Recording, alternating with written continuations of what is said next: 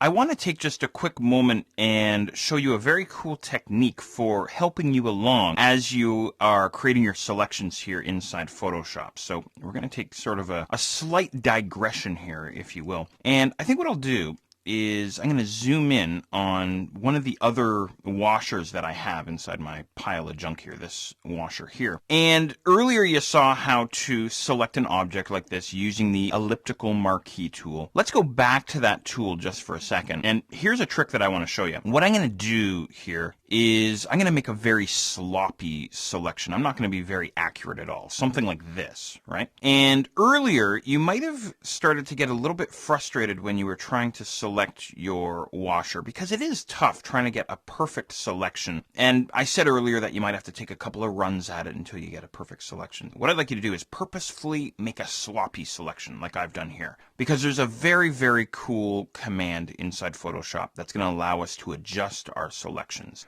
So what I'm going to do with my sloppy selection is I'm going to head up to the select menu here at the top.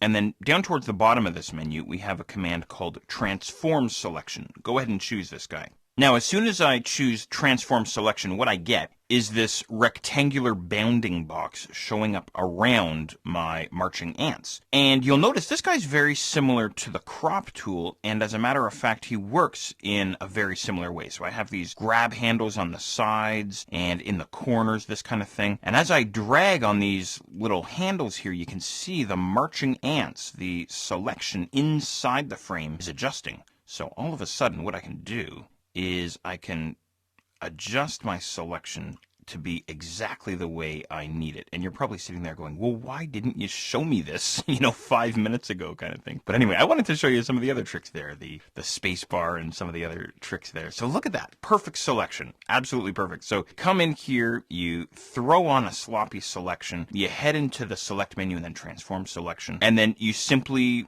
adjust your selection using these little handles, just like that. That's all there is to it. Now, do you remember from earlier on how to commit to a crop? Do you remember that? Well, the same keystroke would commit a transformation of our selection here as well. If you're thinking of hitting your Enter key on the keyboard, you're absolutely correct. So just hit Enter on your keyboard, or you could double click inside your frame. Perfect selection.